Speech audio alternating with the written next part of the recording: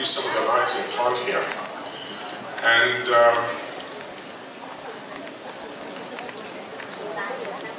I'll start with the baby in frontal position, and we're going to turn around the heart and then look at the important landmarks. If you want your baby comfortable sitting over there, because it's not comfortable for you to be looking. So the first thing to see is that the right ventricle is the most anterior chamber. You can see the great vessels. We have the main pulmonary and the aortic arch here. And you see that they crisscross. They are at an angle together. However, a little further here, they are going to be joining at the level of the ductus. So if you take a picture and you see the two vessels in parallel, don't be confused with a transposition of the great arteries. We talk about the vessel crisscrossing at the exit of the heart, but not a few centimeters down the road. Another thing you can see also here are the atrial appendages. This is the right and this is the left. You can also see that the pulmonary artery here are more sympathetic than the pulmonary veins. By the way, don't waste your time taking pictures. I will show you how you can get the whole lecture for free. You can download the whole lecture so you don't have to spend time taking pictures. Notice also that there is nothing between the aortic arch and the main pulmonary. If you see something between the aorta and the pulmonary, you have a baby that has a problem. And there's also nothing between the aortic arch and the supravenous cava. If you see something there, this is a problem. So if we turn the heart, this is the ductus arteriosus between the pulmonary and the aortic arch.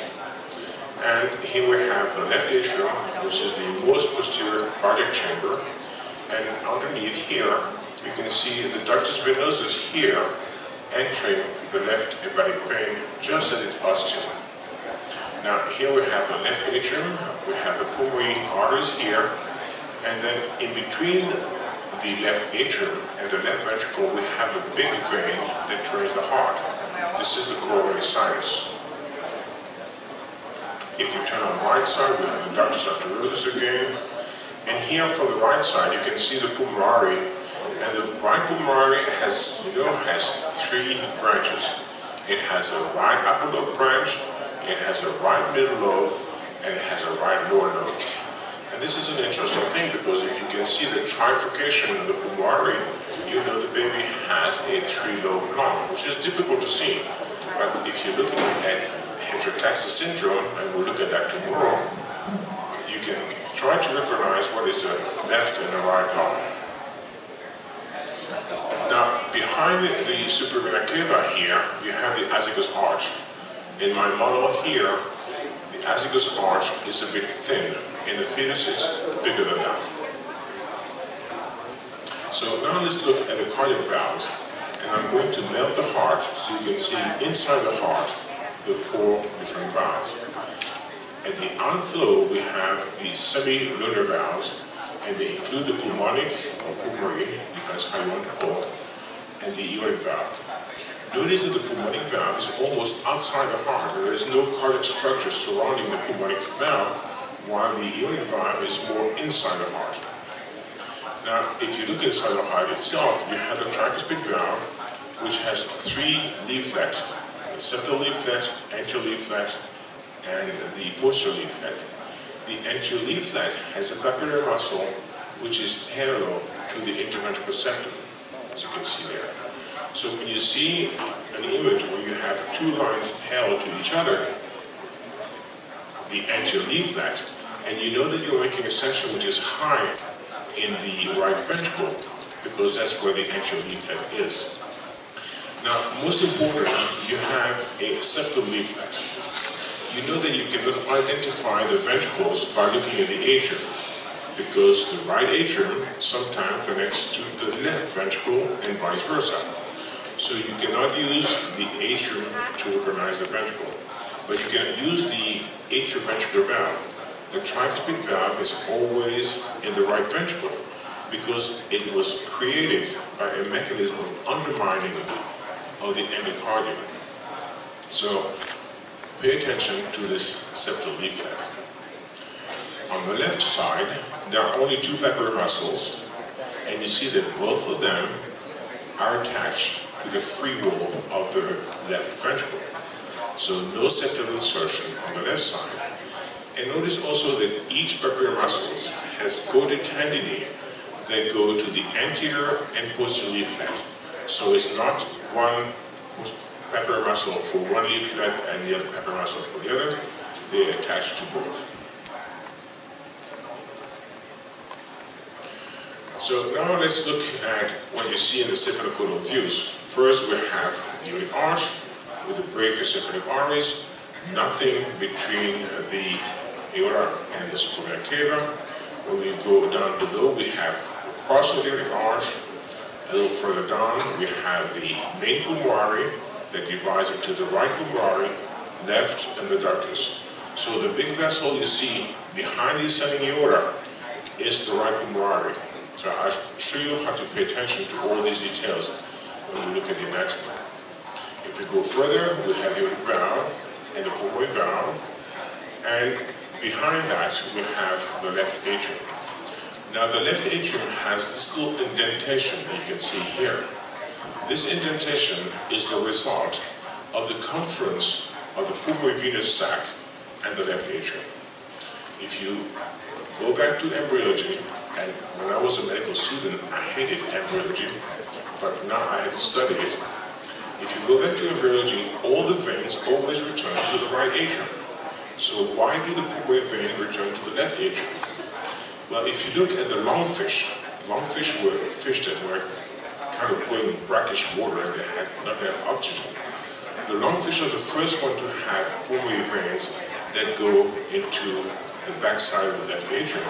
And progressively, matuations develop pulmonary vein that over here. So that vein that was going to the right atrium now goes to the left atrium, and sometimes you will see a little membrane in between this. Sorry for that. Sometimes you'll see a little membrane between the two, and I'll show you some ultrasound images of that.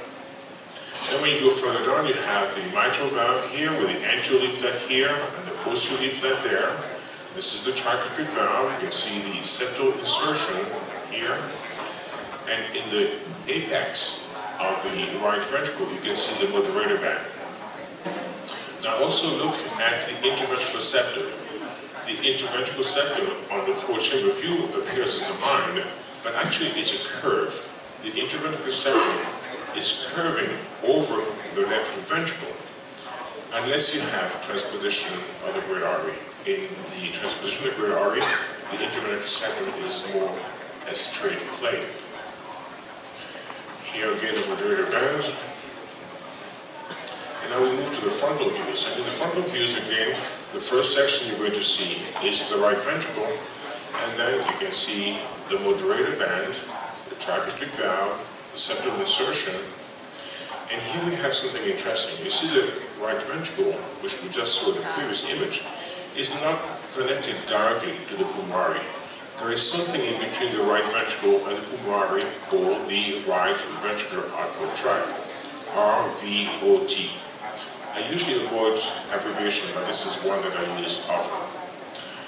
We also talk about an LVOT, a left ventricular outflow tract. But you'll see it does not exist. This is a misnomer because the aorta is right into the left ventricle.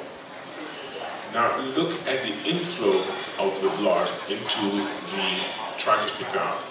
The inflow here and the outflow over there, an angle. There's probably at least 60 degree, 70 degree angle between the two. And when we try to measure the PR interval, it'll be difficult to get the PR interval when we measure in the right ventricle because of that, because you'll get a good inflow signal but a poor outflow signal. This is the reason we usually get the PR interval in the left ventricle. And I discuss the PR interval later on.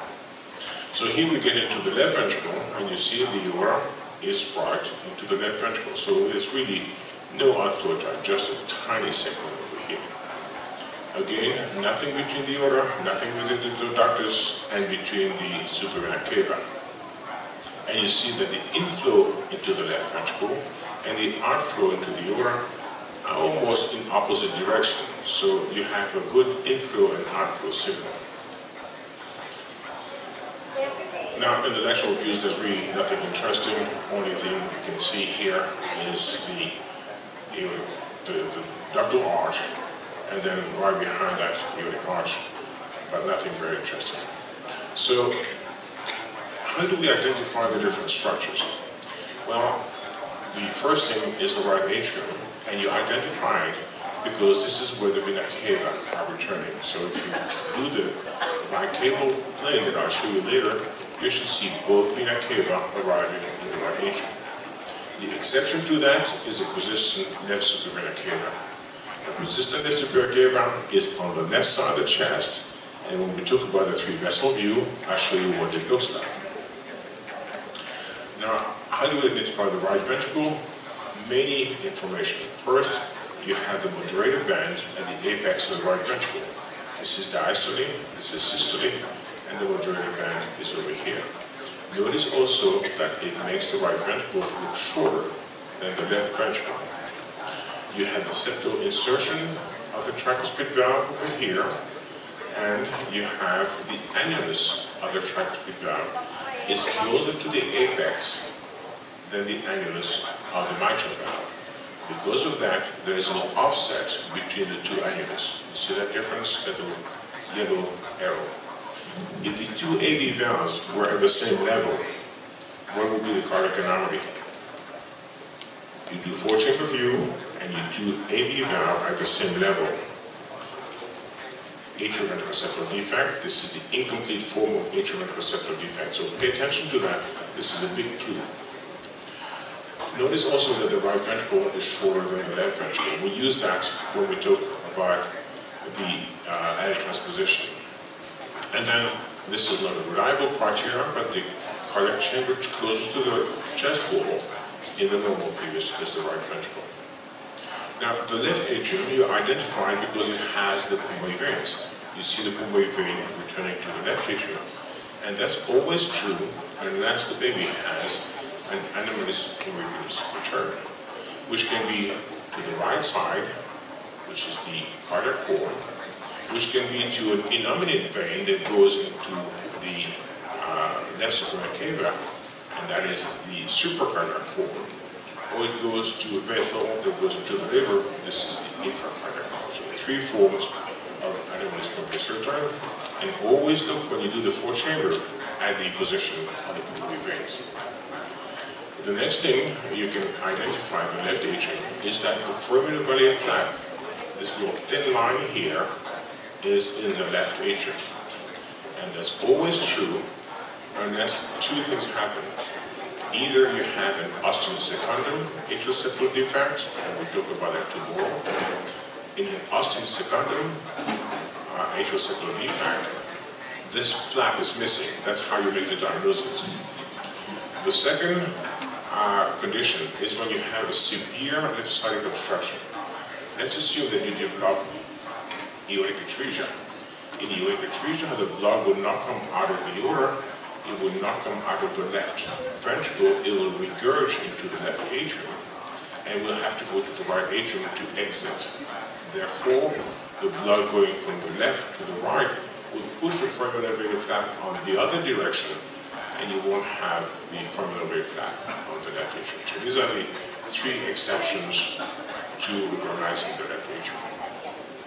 Left ventricle is essentially everything different from the right ventricle. It forms the apex, is the longest one. It is posterior, it's closer to the spine, and it has the mitral valve, which is offset compared to the tricuspid. So very simple. Now, how do you recognize the ductus arteriosus from the aorta? Well, the ductus arteriosus has no vessels arising from it, except that from time to time, in some sections, you can see the left subclavian artery appearing to come from the ductus. It's actually coming from the aortic arch, but because of the slice thickness, it appears to come from the ductus. So don't get confused by that. That's a normal finding. The ductus has a hockey stick curve. It has a sharp angle here compared to the aorta, and also it arises close to the anterior chest wall because it comes from the right ventricle. This is the aorta, and you see the aorta arise at mid-distance between the chest wall and the spine. Pay attention to that because I will show you some example in which it allows you to recognize easily an anomaly. And the anomaly here is transposition of the great artery. If you have a detransposition, the aorta, instead of arising in the middle of the chest, will arise right behind the chest wall. Now let's look at the axis of the heart. If you trace a line from the sternum to the spine, the interventricular septum is at about a 45-degree angle. From time to time, that angle is deviated to the left side, and the heart is more horizontal than normal. And this is very typical of goniotruncal anomalies. What is a goniotruncal anomaly? Anomaly of the great vessels. Okay, so we'll go over that. And then also you can have left axis deviation in Epstein anomaly because the right chambers are so much bigger. Conversely, you can have a right axis deviation in which the heart is more oriented in the midline, and that occurs in sinus inversus, in the heterotextus syndrome, ventricular inversion, atrioventricular septal defect, double-eyelid right ventricle, and common atrium. So anomalies. Don't bother memorizing that, you can just look it up. So, with this, we have reviewed the anatomy, so let's look at the cardiac chambers. And I'm sure that all of you live in 4 chambers, so I'm going to skip a little bit of that to have more times in the future. And for the 4th chamber, we just section the heart in such a way that we can see the 2 atria, the 2 ventricles, the interventricular septum, the interatrial septum, the moderator band, the offset between the tricuspid and the mitral valve. So many different things you want to see in that 4th chamber.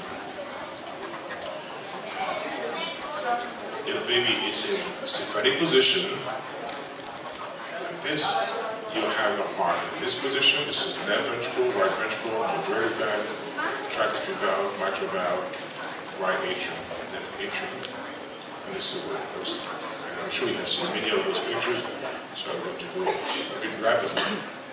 Notice the offset between the tricuspid valve and the mitral valve. You see this little gap here, which is just underneath the ascending aorta. Okay, so important to recognize the moderator band. What is this white line here?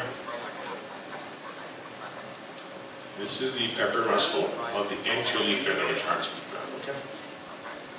Here the baby has turned a little bit. Now the spine is to the mother's right side. You have all these same findings over here, and on the video clip, the same thing. Mitral valve, tricuspid valve, offset. You see the pulmonary veins over here. You see the foramen magnum flap in the left atrium. This is a normal example. Another example, and you see the moderator band over here, the offset, foramen magnum flap, and so on and so on. Now, I'm going to skip that. Here are 2 babies, one in sympathetic position and one in bridge position. You see that in the baby in the sympathetic position, the apex of the heart is on the left side of the screen, while in the baby in the bridge position, the apex of the heart is on the right side of the screen. And this is something that confuses young physicians often. They have trouble organizing the head, the baby inside the mother. So this is the normal position of each of these 2 fetuses. So let's go over a different situation. If the baby is on the right side of the mother, the spine on the right side of the mother, and the baby is in bridge position, the apex of the heart, being on the left side of the fetus, is going to be away from the transducer. So here you have the apex of the heart far from the transducer. If the baby stays on the right side, but is now in sympathetic position, now the left side is in front, and so you have the apex close to the transducer. If the baby is in same sympathetic position, but now with the spine on the mother's left side, the apex will be away, and if the baby is in bridge position, the apex will be close to the transducer. Now this is something you have to have practice over and over again, so that when you look at the baby in just a few seconds, you can identify the position of the baby and the position of the sinus of the baby, which will go after that. I always scan from the pubis to the umbilicus when I start my scanning, as I show you, and now I know the position of the baby, the position of the heart inside the baby. I know the baby is alive, and I know that if I want to measure the fever, I'm going to be looking over here, not anywhere else. That saves time, and I'm sure that in Vietnam we don't have too much time either, so you want to save time. So practice doing this over and over until it's intuitive. Now, where does the aorta descend? Well, here we have the heart, and you see nothing between the aorta and the pulmonary. Here we have the trachea, and behind we have the esophagus, and now we have the descending aorta at this level. So normally the aorta should be on the left side of the trachea. Some of you have been raised in the countryside, and you've got chickens or turkeys. You know that in birds, the aorta is on the right side of the trachea. In mammalian, the aorta is on the left side of the trachea, and birds on the right side. Many of these birth defects are actually the normal situation in different species. But we have to have the aorta on the left side of the trachea, and the descending aorta has to be on the left side of the midline. If it's not on the left side of the midline, look for a baby that has a cardiac anomaly. You can also have the descending aorta on the right side, and the descending aorta on the left side, or the descending aorta on the right side of the trachea, and the descending aorta on the left side. So there are 4 possible combinations, and you have to look for cardiac anomaly if you have a variation. So this is the normal descending aorta on the left side of the midline. This is a baby whose aorta is on the midline, and here's the baby whose aorta is on the right side of the midline. So what do you see abnormal in this view here? What is wrong in this view? You scan this baby, and you say, oh, this baby has deviation of the axis. Exactly. You see there's left axis deviation. You see the intervertebral septum here is perpendicular to the anterior posterior line. You have left axis deviation and right descending aorta. What is the cardiac anomaly of this baby? This is a baby that has a conjunctival anomaly until proven otherwise. Remember, I showed you that left axis deviation is associated with conjunctival anomaly, and right descending aorta is also. So this is a baby, you have to find the diagnosis. Don't say, oh, this is a 4-chamber, it's normal. This baby has a big problem that has to be investigated. So, a little bit of anatomy. I'm going to skip a lot of this here because I want to spend some time on some more complicated things. Here we have the septal leaflet, easy to recognize. Anterior leaflet of the mitral valve. Skip that. Now, when you do the 4-chamber view, look at the thickness of the free wall of the right ventricle, free wall of the left ventricle, and intervertebral septum. All these should be the same thickness, and the 2 ventricles should be the same size, almost. The right ventricle can be slightly bigger, up to 20% bigger than the left ventricle. Very different from the adult and the pediatric. Now also notice that this left ventricle often appears more smooth, less trabeculation on the left ventricle than on the right ventricle, but that's a difficult criteria to use. What is this black line here around the heart? Peripheral fluid? Any other? Yeah, this is cartilage, okay? Watch out. A black line around the heart is not necessarily peripheral fluid. Peripheral fluid will start at the AV groove over here, so watch out for the 100% cartilage.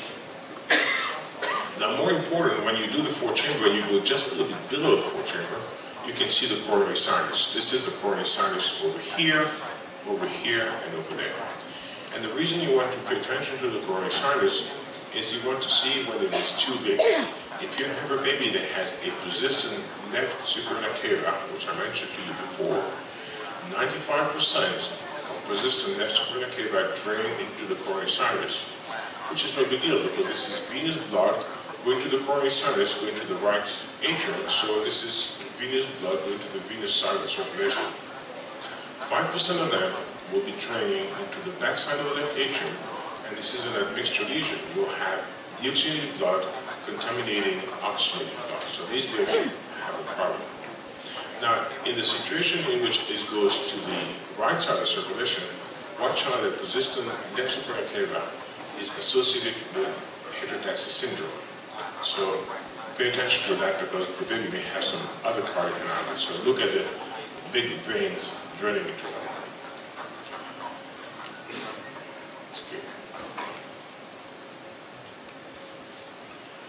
Okay, so when you do the color Doppler, you want to see the inflow into both ventricles should be about the same intensity. And you can see the pulmonary veins over here. We'll just skip on to that. So once you have identified the flow chamber, what do you want to do? Well, first you want to identify the right and the left atria and ventricles, the mitral valve, the tricuspid valve, the interventricular and interatrial septum. You want to see the descending aorta. You want to look at pulmonary veins. How many of you look at the pulmonary veins every time we do a flow chamber? Only 1%, 2%? Okay, homework for when you go back to work next Monday. You have to see the pulmonary veins every time you do a flow chamber. It takes a microsecond when you have to practice it, but you have to do it. Then I think you want to also make sure that the ventricle are squeezing, that they are both moving, not simply one is moving and the other one is squeezing, because that's always a trouble. You want to see that they are both squeezing. And you want to see how they look in systole and diastole. Now, very often, the heart beats too fast for me to see everything. So I take a video clip and then I play the video clip slower because I cannot see all the information at normal speed. So your machine can do that. Take advantage of that feature. In grayscale, you want to see that the apex is on the same side as the descending aorta. The short right ventricle is anterior to the long left ventricle. The moderator band is in the right ventricle. The tricuspid valve is more apical than the mitral valve. Equal thickness of all the walls. The foramen are very flat into the left atrium. Pay attention to the foramen are very flat. If you don't see it, the baby has atrial septal defect. Osteospasm, okay? Pulmonary veins returning to the left atrium. No vessels behind the left atrium, aside from the aorta and the azygos, if you look carefully. And the aorta should be on the left side of the midline. And the axis of the interventricular septum should be at 45 degrees from the midline. If you don't have this routine in your mind, make a copy of this next to your monitor and then check mark everything. And you do this for 50 exams, and after that, it will become a routine. So pay attention for at least 50 exams. In real time, you want to see that they have equal motion on both sides. In Doppler, you want to see there's no ventricular septal defect. How many of you do car Doppler every time you do a flow chamber? Good to front speakers here. Okay, you have to do car Doppler if your machine has it on every flow chamber. Otherwise, you can miss ventricular septal defect. You want to see there is similar signal in systole and diastole, and there's no significant tricuspid regurgitation. So with that, you have completely done the flow chamber. You want to go into the left heart views, and you can do either a central or a transverse approach. So this is what we had in the flow chamber. I was going for the apex of the heart and the mitral valve, and now I'm going to oblique the plane. So I go for the apex of the heart and the aortic valve. So I'm going to do a section that goes from the mitral valve to the aortic valve. So it's a steeper angle. And you can do this either in a central section, like this, in which the aorta is kind of sandwiched between the right ventricle and the left atrium. See the aorta in between. And in that view, you don't see the right atrium. You see the right ventricle is here, left atrium, the left ventricle, ascending aorta, but you don't see the right atrium. So that tells you this is a sagittal section. This one is in diastole. How do I know that? It's written here, but what on the picture tell me this is diastole? You see the aortic valve. So if the aortic valve is visible inside the aorta, it has to be in the middle. If it's in the middle, it has to be closed, so it has to be rising. Okay? What is this vessel here? Behind the ascending aorta? This is the right pulmonary artery. Remember, this is an important landmark to recognize. So here we have the sagittal version of the LVOT. Okay? And you see the foramen very flat, flipping over here. The other technique is simply to stop at the fourth chamber. This is what we had. And then you continue and you oblique the section a little bit more, and then you go from the fourth chamber to the left outflow tract, which is the easiest thing to do because it's the same motion, you just extend it. And in that EQ, you're going to be showing the left ventricle, aortic valve, ascending aorta, and now you can see the right atrium. You see the right atrium is visible here with the tricuspid valve, and this little white dot here is the septal insertion of the tricuspid valve. So this is what you see in this view. Same thing, a bit faster. Now, let me introduce to you the ballerina foot. When you look at the left outflow tract, you want to see the left ventricle as the foot of the ballerina and the ascending aorta as the leg. And they should be aligned anatomically. Compare this view here with this view here. You see the foot over here, you see the leg over here, and you see that the leg here has an odd angle. There's a break here. The leg here is not facing the foot. The leg here is facing the interventricular septum. And in that position, it is an overriding aorta. So here you have the tertiary fellow or any of the overriding conditions. So pay attention to the difference between one and the other. So here we have left outflow tract, and there are two things you want to see in each one of those sections. You want to see that the anterior wall of the aorta is in direct continuity with the interventricular septum. Over here. If it's not, the baby has transposition, or it has a double right ventricle, or it has tertiary fellow. So this continuity you have to see. The second thing you want to see is that the posterior wall of the aorta here is in direct continuity with the anterior leaflet of the mitral valve. Okay? Otherwise, the baby has transposition. So this is an important thing to recognize. Once you have done that, you have done the whole left side, and you can go to the left to right sweep. So what you do is either in a sagittal section, go from left to right, or more comfortably, you just extend the view you had before from the left outflow tract to the right outflow tract, which is over here. And that's an important section because now you can see both left and right. This is the left outflow tract with the beginning of the arch, and here you can see we go from the left to the right outflow tract. Okay, so you can see very well the crisscrossing of the two outflow tracts at this level. So here we have a right outflow tract, and you have the aortic arch underneath. Now, remind me when I scan, I want to show you how to hold the transducer. I see many people holding the transducer like this. They put some fingers in front of the transducer and some fingers behind the transducer. And when you do that, what you're doing is locking the transducer in your hand, and if you want to move, you have to move the wrist. And the wrist is not a very precise motion. What I want you to do is, instead of that, hold the transducer between two fingers, and now I can rotate the transducer, and with the other finger, I can angle the transducer. That is a much more precise way of holding the transducer. And one of the problems that people have when they start doing field echo is when they're trying to go from one outflow tract to the other, they go from the thymus to the stomach and back and forth, and they go too big.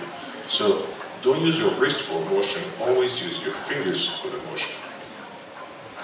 Here we have the left outflow tract here. So you see there's a very tiny amount of motion between one and the other. So here's what it looks like, right, left, and so on and so forth. So I'll show you when we do the demonstration a little later on. Same thing, and you go all the way to the three vessel view from the fourth chamber and the left outflow tract. Now you can go into the right heart views, and you can do this in a central way, And the only interest here is to show the whole aortic arch, the whole ductal arch. Or you can just stop at the sweep that you were doing, and then you have all the information in the right heart view. And when you do this, you see you're very high in the heart, you're very close to the three-vessel view, and you have almost no heart left in the image. So we're very close to the base of the heart at this level. You can see the left outflow tract, you can see the left pulmonary artery, and here you can see aorta surrounded by the main pulmonary, going to the ductus, to the descending aorta. The ascending aorta is over here. This is the right pulmonary, superior cava, and has this arch behind it. And then ultimately, you end up at the three-vessel trachea view. And that is a very useful picture. You have a line and then two dots. The line represents the main pulmonary.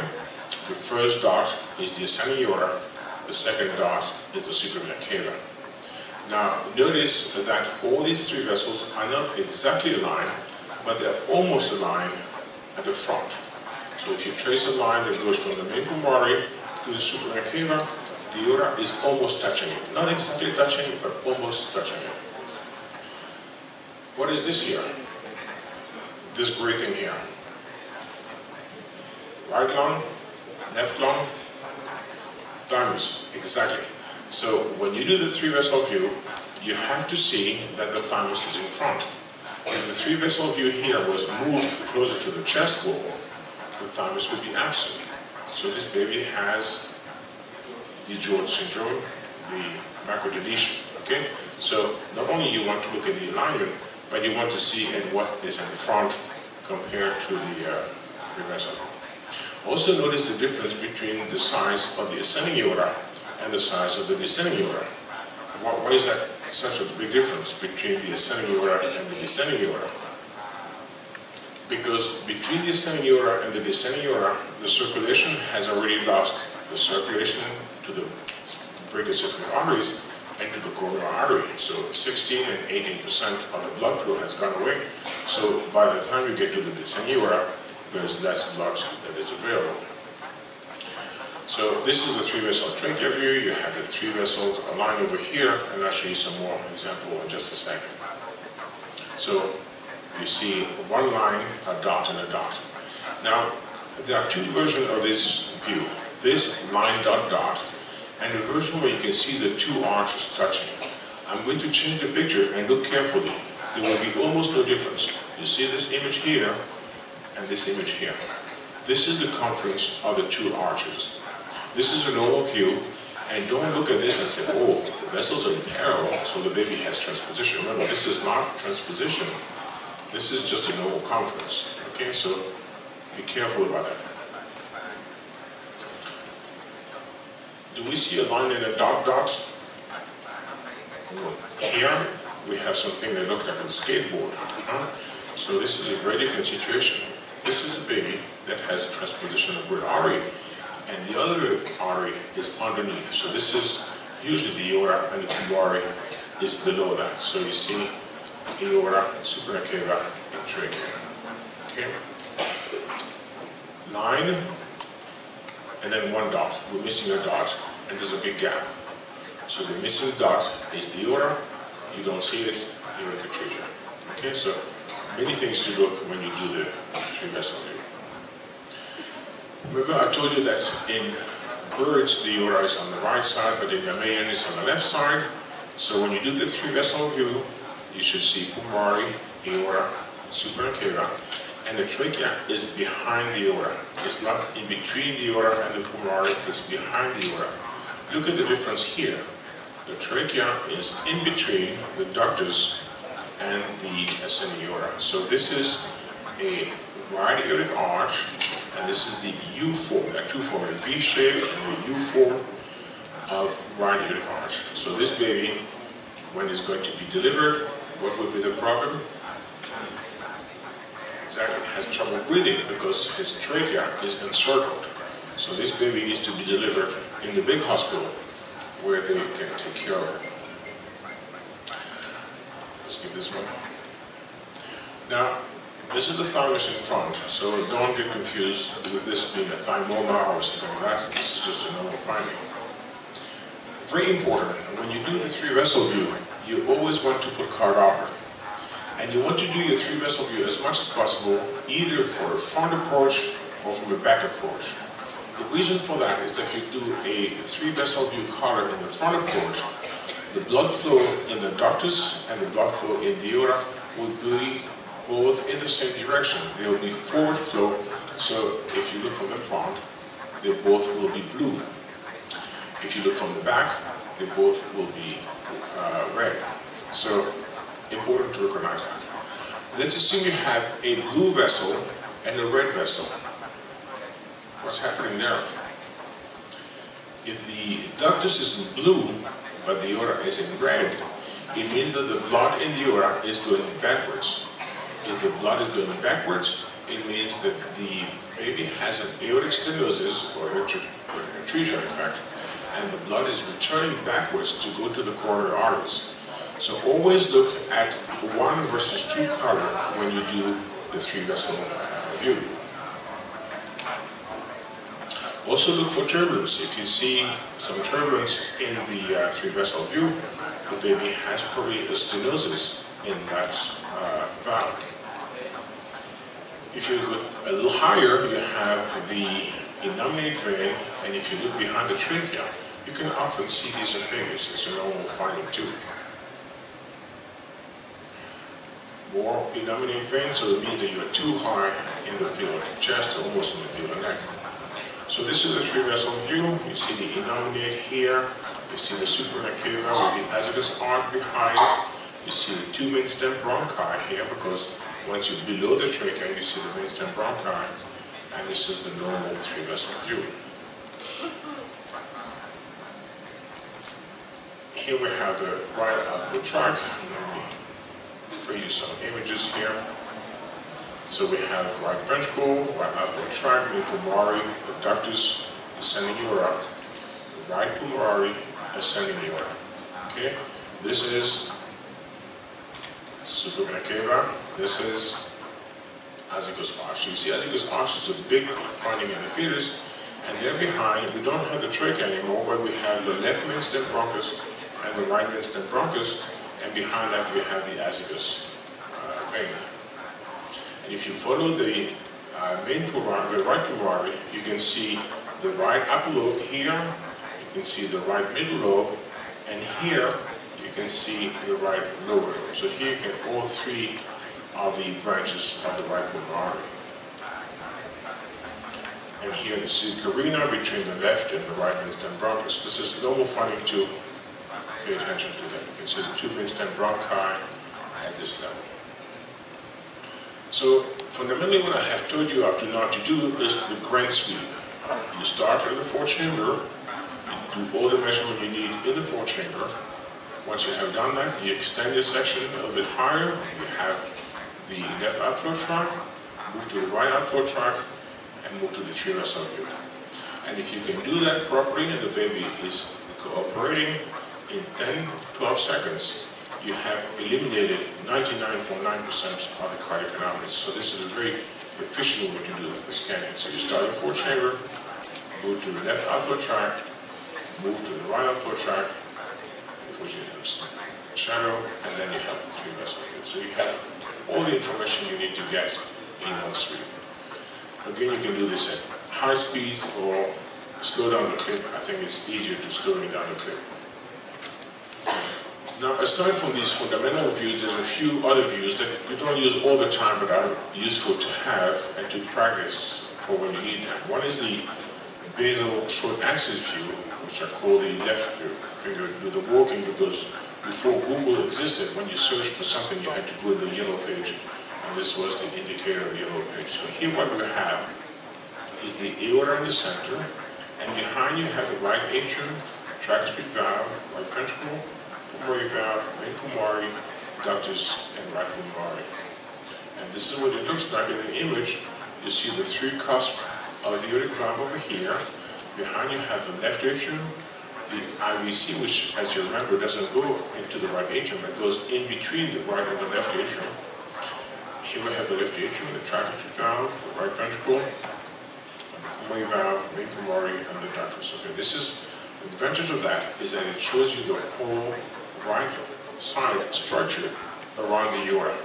And you can see very well that the pulmonary artery and the aorta are in crisscross position. They are not in the same plane.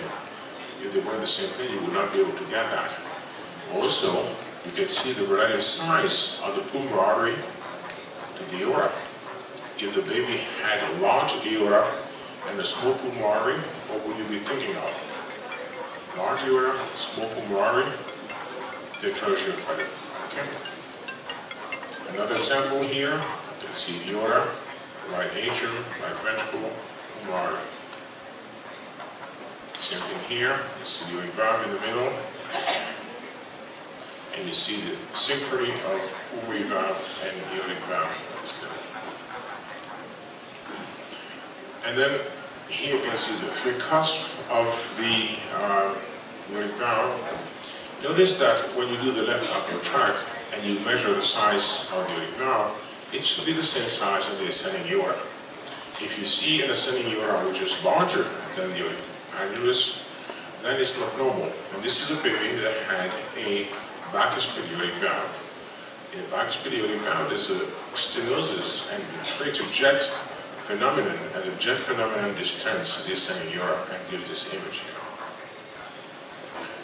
Now you can also look at the aortic and ductal arches. I've shown this image here. It's not very important, so we can skip. And here is two babies. One of these babies is going to go home, and the other baby is going to go to surgery. Which of this baby do you send home, and which of this baby do you send to surgery? Very good. You see the difference between this baby here and that baby over there is the position of the aortic root. This aortic root arises in the mid-distance between the chest wall and the descending aorta. This aortic root here arises in the front of the chest. If it arises in the front of the chest, it comes from the right ventricle. If it comes from the right ventricle, this baby has the D-transposition of the great artery. So important to look when you do the arches to recognize one from the other. And then finally, the last view that I wanted to show you is the bicaval view. So in the bicaval view, we take a section here that goes for the supravena cava and infravena cava, and you get an image like this one. This is the right atrium, this is the supravena cava, this is infravena cava. Here we have the tricuspid valve, and above the tricuspid valve here, you see the right atrial appendage. You see what you see over here? And then you have the right ventricle. Of course, that implies that the baby is in the right position. If the baby is in transverse position, you can't get the bicaval view. Now, look at this image, and here the video clip. You see that we're very close to the ascending aorta. So when I move the transducer a little bit, I go from the SVC to the ascending aorta. And this is what we take advantage when we take the PR interval. We take advantage of this proximity. Now compare this image to this image here. We see the supravena cava, but the infravena cava is missing. Okay? Inferior vena cava is absent. We have IVC interruption, and IVC interruption is very strongly associated with left isomerism. So by making this image here, you have made an important diagnosis because this baby has a major set of cardiac anomaly and also need to be transferred to the big hospital. So this is all what I wanted to show you. So we have the chamber view, four-chamber, left upper tract, right upper tract. We have the vessel view, the three-vessel trachea view, the arches, the pulmonary vein view, which is part of the four-chamber view, the bicaval view. And then we have combined views that attach the vessels to the different chambers. So I have 8 more minutes before we have a break. So I'm not giving you my 8 minutes. I'm going to start directly to the step-by-step because this is a very long part. And we're going to continue this after the break. So now you know how to do the chambers, you know how to get the views, you know how to perform the exam, but What is the mental process? You have this baby that runs with you, and someone says, funny looking heart, please investigate. What is the first thing you want to do? Well, the first thing you want to do is look at the sinus and position of the heart, and you do this by looking at the heart, the apex of the heart, the descending aorta, and the stomach. All these have to be on the same side, and they have to be on the left side. And to do this, we'll take the same baby in sympathetic position here, and we're going to make the three sections that we just looked at. We look at the high abdominal view, in which we want to look at the position of the stomach. We look at the four-chamber view, and then we'll finish with the three-vessel picture. In the abdominal view, we want to see that the stomach is on the left side, the descending aorta is on the left side, inferior cava is on the right side, and not at the same level as the descending aorta. Inferior cava is more anterior than the descending aorta. At the four-chamber view, all the things that we just talked about, the axis of the heart, the size of the heart, and so on and so forth. And in the three-vessel view, same landmarks that we just saw. I don't want to bore you with that. Remember, we can do two-view version of the three-vessel view, the confidence or the 9-dot. So now we have everything on the left side and everything on the same side. And this is why we do this. The majority of babies that you're going to scan have the apex and the stomach on the left side. This is the common sinus, and in Latin this is called sinus solidus. One every 10,000 baby, you will have a baby in which the apex of the heart is on the right side, and the stomach is also on the right side. This is called a sinus inversus. This baby is a mirror image of a normal fetus. More commonly, you will see babies that have a discrepancy in which the heart is on one side and the stomach is on the left side, and if the heart is on the right side, it's called dextrocardia. And from time to time, you see also babies that have the heart on the left side, but the stomach on the right side. And this is called visceral sinus, sinus ambiguous, many different names. Why does this matter? Well, the prevalence of cardiac anomaly in sinus solidus is 1%. So you scan 100 patients, one out of this baby will have a cardiac anomaly. So if you do some statistics on your accuracy, you have to pay attention to that. You have to have about 1% baby that have a cardiac anomaly. In sinus inversus, so the baby is a mirror image. This is the hedgehog gene. You can know that this baby will have more cardiac anomaly, and they have twice as many cardiac anomaly, 2%. But 2% of 1 per 10,000, that doesn't make much of a difference. Where the money is in visceral sinus. Here, 75 to 84% of these babies have a cardiac anomaly. And in dextrocardia, over 95% of these have a cardiac anomaly. And this is very practical, because if all do a four-chamber view, you do an abdominal section. And I want you to do an image split in two. And on one side of the image, you put the four-chamber, on the other side, you put the stomach. So it's easy for you to see that if they are not on the same side, you have to find the anomaly, or you have to find an appointment for this patient to see someone who will find the anomaly. So here we have a patient. This is at 3 o'clock in the morning.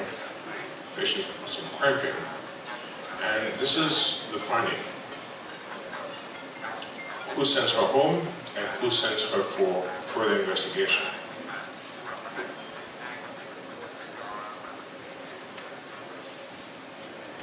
Who says, go home? Who says, more investigation? Go home and come back tomorrow morning for further investigation. This is correct. This apex and this stomach are on the same side, okay? And you see from this image that that same side is next to the transducer. Okay, not away from the transducer, next to the transducer. Since the spine is on the left side of the mother, that side here is the right side of the baby. So this baby has sinus inversus. Okay? So this is a baby you want to investigate further. Not at 3 o'clock in the morning, you want to do a full scan the next day morning. This baby has the stomach on the left side, but the apex is in the middle. What's wrong with this cardiac view here? I mentioned to you before. Yeah, it has right axis deviation and something more. Show me with your hands. AV valves are at the same level. Atrial receptor defects. Okay? This baby has the apex on the left side, stomach on the right side, polyhydramnios. Okay? What is the likelihood of a cardiac anomaly? 75%. Okay? Now, a few tricky definition. I've shown you the normal baby, and I've shown you the baby that had dextrocardia.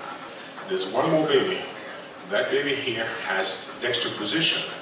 So now the heart is on the right side of the chest, but not because the heart has a problem, because something else is either pushing or pulling on the heart to the right side.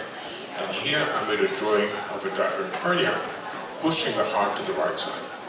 Dextroposition, the baby's heart usually don't have cardiac anomaly. Dextrocardia, 95% of these have a cardiac anomaly, so it's important to recognize this distinction. Okay, so now it's 2:30. We have a short break.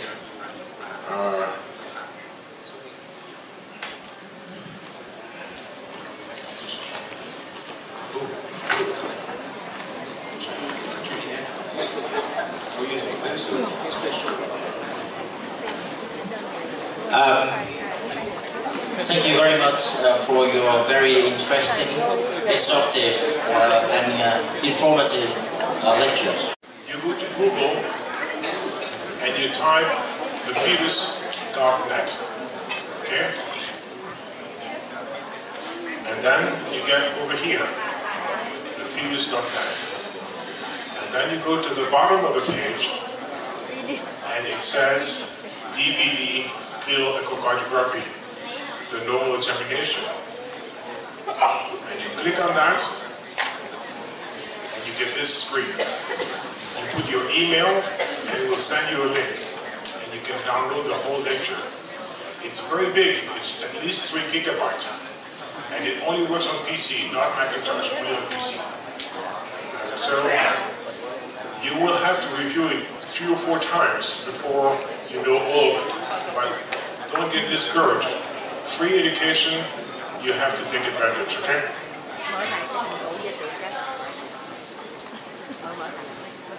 So let's go back to our dextroposition. So in the baby that has dextrocardia, the apex of the heart is on the right side. In the normal baby, the apex is on the left side. And in dextroposition, the heart is on the right side. But look at the apex.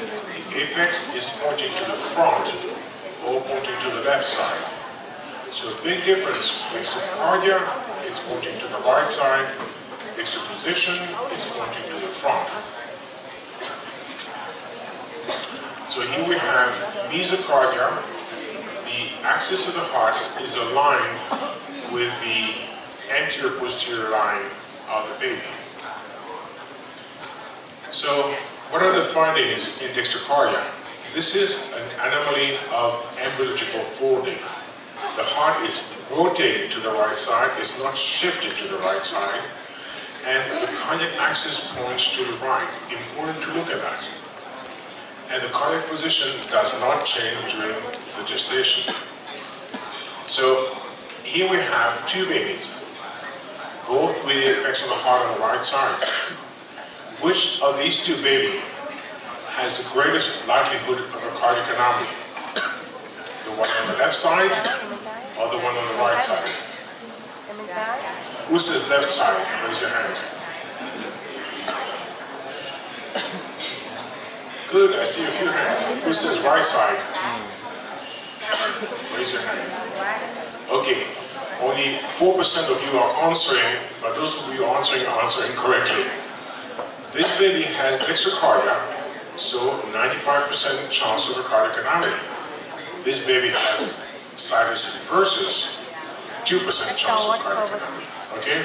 So don't look just at the heart, also look at the stomach. Now, not only you have to think about dextrocardia and sinus inversus, but you also have to think about the heterotaxis syndromes. And I think tomorrow we'll talk about heterotaxis syndrome. So, what are the causes of dextrocardia, cardiac malformation, and the heterotaxis syndrome? Okay. So here we have left side, right side. How many cardiac chambers do you see here? 1, 2, 3, 4? Not 4. Maybe 2. 1 big atrium, 1 big ventricle.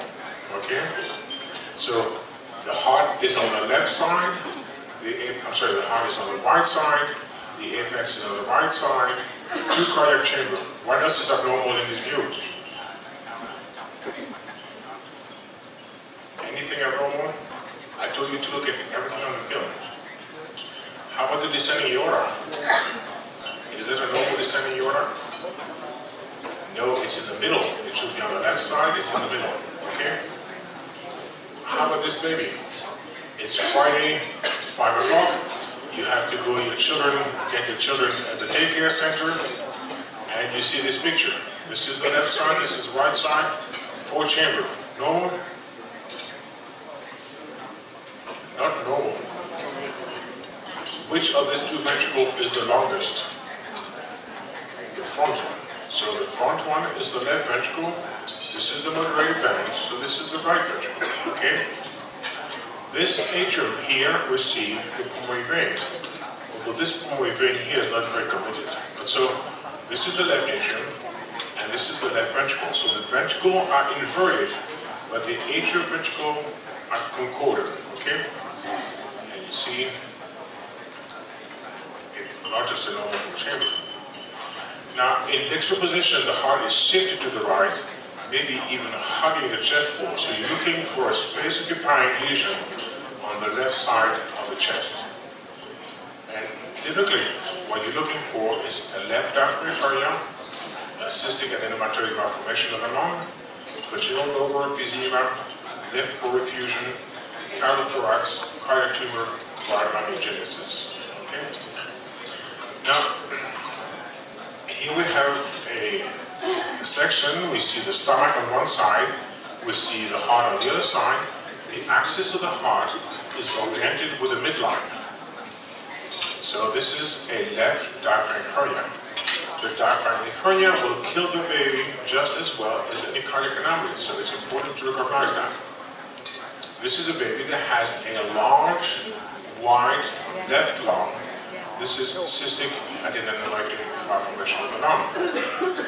You see the heart is pushed to the right side, but also the mediastinum. You see the aorta and the azygos vein are also shifted to the right side.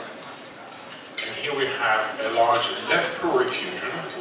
The heart is on the right side, the mediastinum is on the right side. You see that in all these 3 cases, the apex of the heart is pointing to the front, not to the right side, like in the dextrocardia that I showed you in the slide before. To the front, not to the right side. So important distinction. Also notice that behind the heart, you can see the right lung. Okay? Compare with this baby, behind the heart, you don't see the right lung. And the cardiac views are all normal. This is a baby that has right lung angiogenesis. So when the baby is born, it will have a very ugly chest x-ray. But some of these babies do actually pretty well. So don't get confused between dextral position and dextrocardia. So aorta on the left side, aorta on the right side. So you can have apex on the left side, apex on the right side, descending aorta on the right or on the left. So you have to pay attention to all these different situations. And if it's not the usual situation, look for an anomaly. So again, here the aorta is in the middle, here the aorta is on the right side. So in these 2 babies, suspect a cardiac anomaly. And these are not something very obvious. If you read the exam too fast, you will not see that. You have to think, where is the descending aorta? Where is this? Where is that? The aorta is in the middle, the apex is on the left side. How about this heart? Where is the apex? In the middle. Why not sit abnormal with this heart? Left and right should be equal. Are they equal? The right is too big. AV valves, that's same level. How about the pulmonary veins? Do the pulmonary vein go to the left atrium, or do the pulmonary vein go in between? They go in between, so they're not committed to the left atrium. And the descending aorta is frankly on the right side. Okay? So although this is a four chamber with four chambers, this is not a normal view at all. Okay? If you look at right-sided aortic arch, truncus arteriosus 50%, tetralogy fellow 25, pulmonary atresia 25, all that right ventricle 20%. These are all conotruncal anomalies.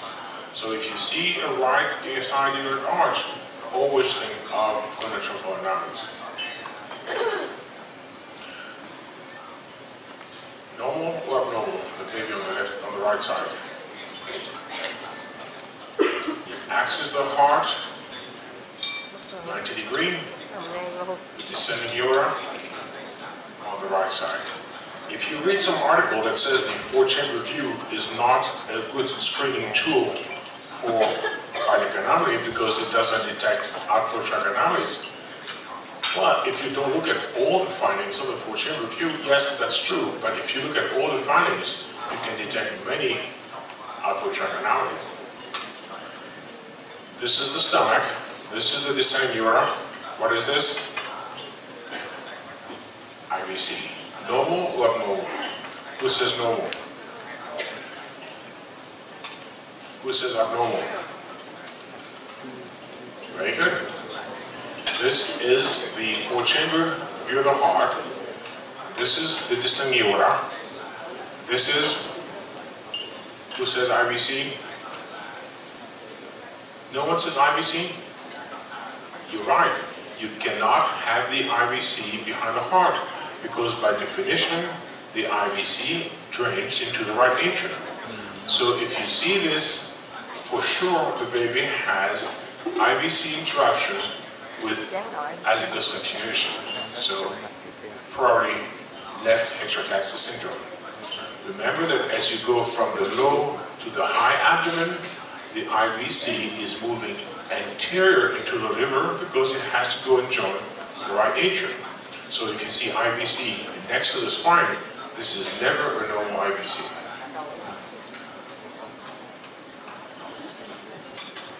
So here we have the descending aorta, and I'm just below the four-chamber view. What is the vessel between the descending aorta and the four-chamber? Anyone who's good at anatomy? You didn't like to study anatomy either, huh? Neither did I. Well, there should be no vessel between the aorta and the four-chamber.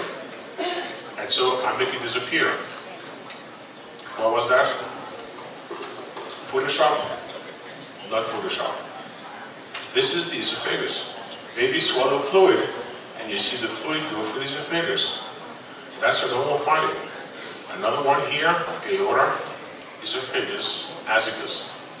And the baby in which you see that the most are baby that have trisomy 21 and duodenotresia, because they swallow fluid, they have a big distended duodenum, and then they vomit the whole thing, and so you see the fluid coming in and coming out. Okay? It's a normal finding. The lesson is that any tube next to the heart is not necessarily a vessel. It could be the esophagus or the trachea. So here we have, behind the heart, you see the esophagus here, and you see it going to the stomach. Normal finding. This is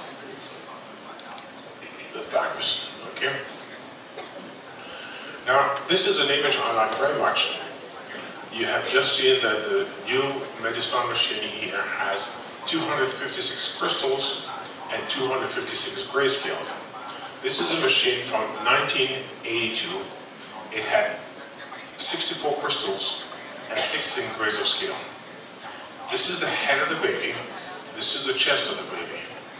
This black line here is either a jugular vein, in which case you would go to the supra cava, or it is a carotid artery. And it connects to this vessel here, which is an arch, and that arch is coming right behind the sternum. So this baby has transposition of the great arteries. And I like this picture because sometimes people come into me and say, oh, Philippe, you have all the expensive machines, so of course you can make the good diagnosis. I have this crappy little machine that the government is giving me, and I cannot make the diagnosis. Don't think like that. You may not be able to get all the fine details, but this is a machine that none of you want to use, and still in 1982 we could make a diagnosis. And as I look at you, I see many of you were not even born in 1982. You were still follicles. So don't get discouraged because you have a bad machine. Try to look at a good one, but if you don't have it, you can still make diagnosis. So here I'm going through the aortic arch, and you see the aortic arch with the brachiocephalic arteries, and underneath you see the pulmonary veins. And then we're going to turn, and now we see the azygos arch. That's a normal finding, and under the azygos you see the right pulmonary artery and the right pulmonary vein. Remember, the pulmonary artery is more cephalic than the vein, and since the velocity is higher, the diameter is smaller than the pulmonary vein. And then if you keep scanning and you make a cross-section at this level here, you get an image in which you see the azygos arch entering in the back of the superior vena cava, and this is the azygos arch. Normal finding, and these two black dots here are the two mid-stem bronchi, left and right mid-stem bronchi. So in the first step, what we did was very, very simple. No one can miss that. We look at the apex, the heart, the stomach, the descending aorta, and all of them should be on the left side. Now, in the second step, we're going to start looking at the heart in itself. And what we're going to do is look at the chambers. We want to see that there are 4 chambers. We want to see that the atria are connected to the proper ventricles, that there's concordance.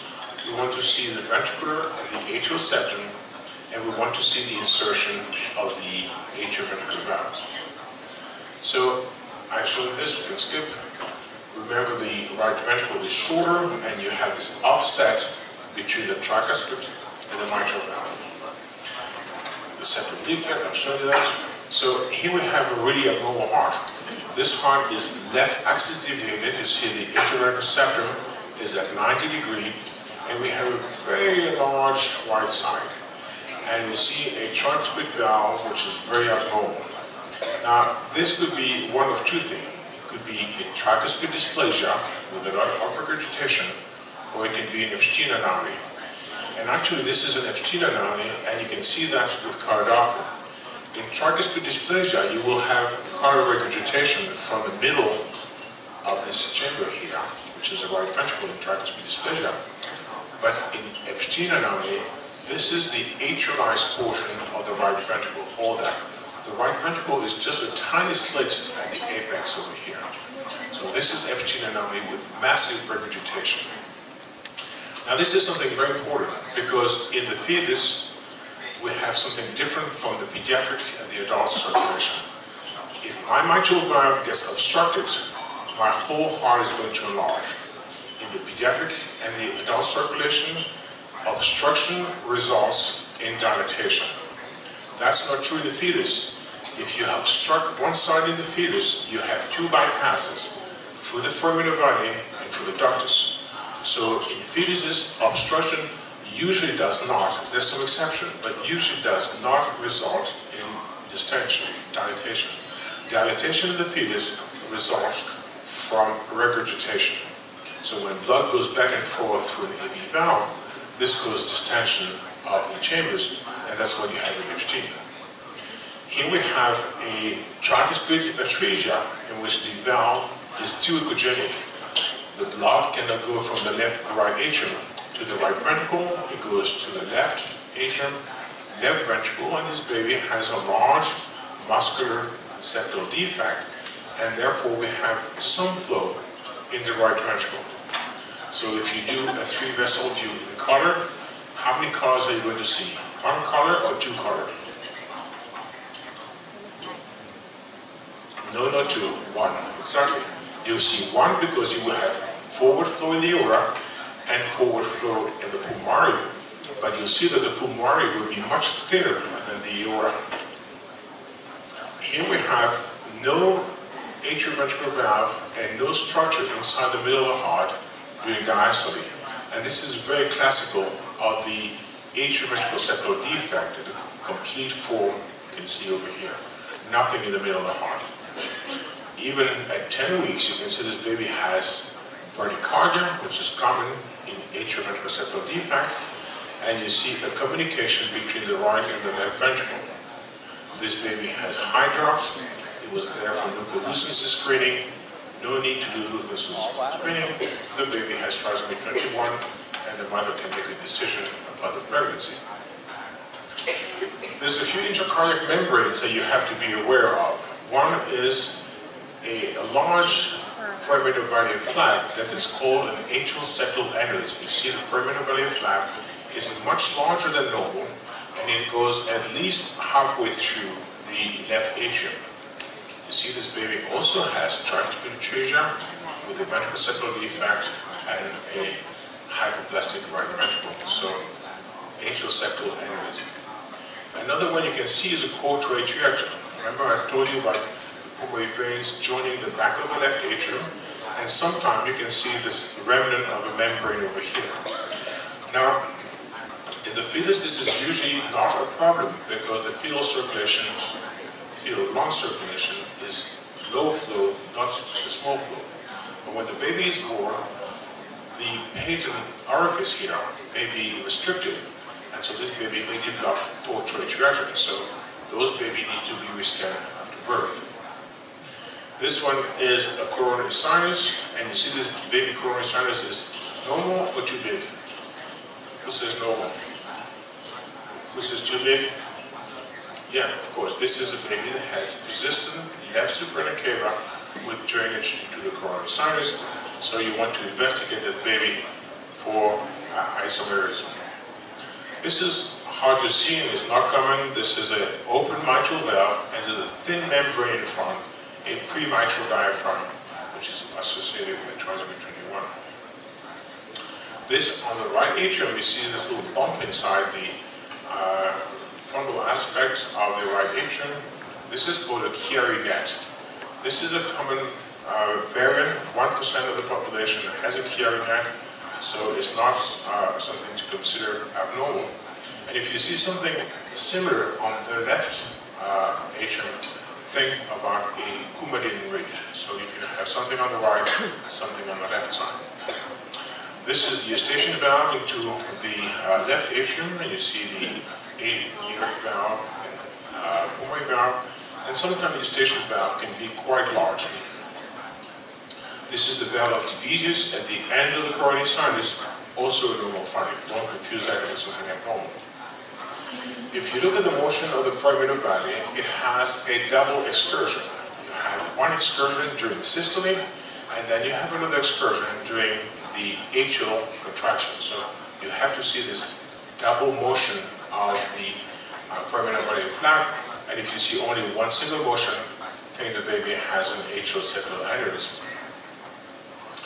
If you look at ventricular septal defect, and you look in an apical view, which is what we often use when we do fetal echo, the interventricular wall is going to be almost parallel to the ultrasound beam.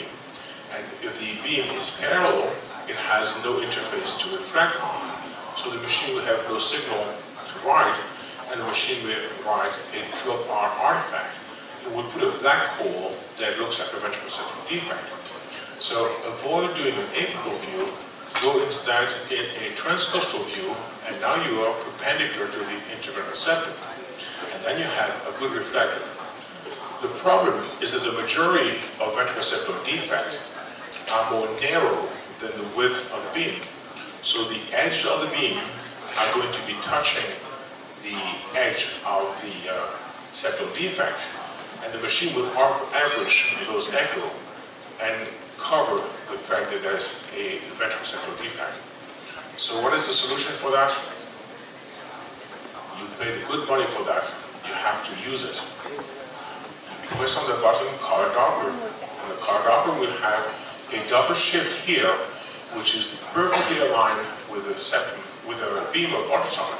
You will have maximal double shift, and you will have the best possible resolution for ventricular septal defect. Always do color doppler on intercostal views of the septum to look for ventricular septal defect. Now, if there was truly a septal defect, there would be a crest at the top of the septum, and that crest can return a very tiny echo. And if you pay attention to that, you will see a little white dot at the end of the interventricular septum. And that white dot tells you that this is really an interface, and this baby truly has a ventricular septal defect. So be on the lookout for this little white dot over here. Now both ventricles are working against the same resistance, and since they're working against the same resistance, they have about the same size. In the fetus, the right ventricle can be up to 20% larger than the left ventricle. So a little bit of right ventricle preference there. But if you see something like this, in which the left ventricle is 9 millimeter and the right ventricle is 18 millimeter, this is clearly outside the normal range. And the first thing to look at this time is to look for the aortic arch and see if you see a defect in the back of the aortic arch. This is very classical of coarctation of the aorta. This is another example, another of these old images from 1982. And this was my professor, John Hoggins, a wonderful person. And when you have asymmetry of the ventricle, most of the time it is because the section is not equatorial to both ventricles. So you have to correct for that. But if this is the best you can get, then it's abnormal. And he decided to do an amniocentesis on this baby, and the baby had trisomy 18.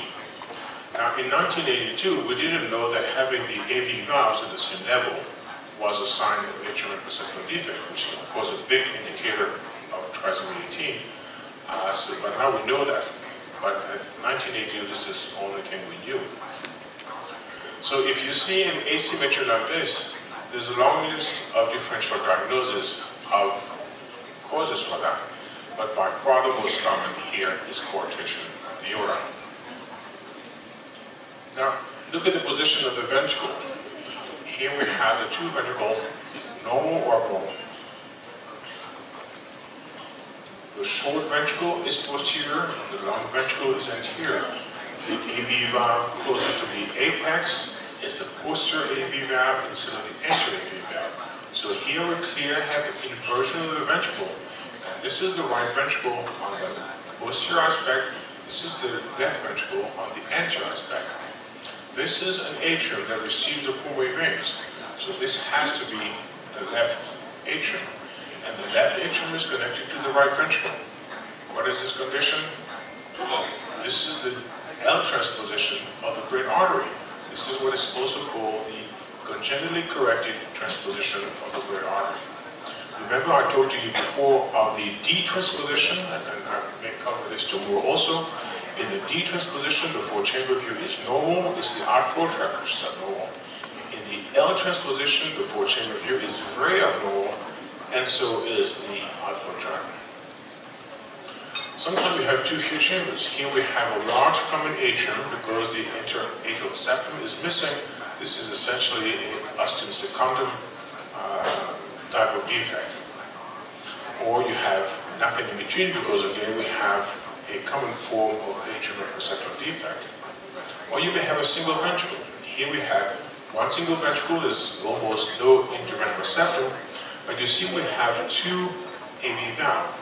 This is the tricuspid valve, this is the mitral valve. So this is a double inlet single ventricle. Which Vietnamese animal has a double inlet single ventricle? You know it. The frogs. Frogs have a double inlet single ventricle. And this is something that always shocked me. If I was to design a pump, would I design the inside of the pump smooth and the outside irregular? Or would I design the inside of the pump irregular and the outside smooth? Well, the answer is easy. You look in your motor, all the motors have the inside of the cylinder extremely smooth and the outside of the motor very bumpy.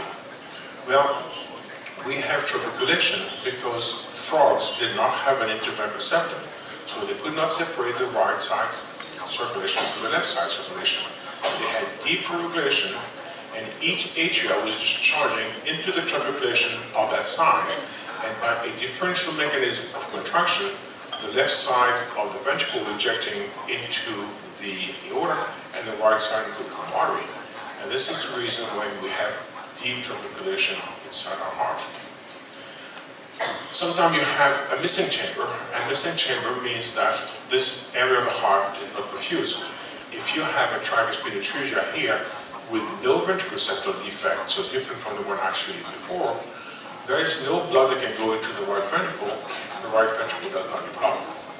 If you do the three vessel view with color, you will have two colors.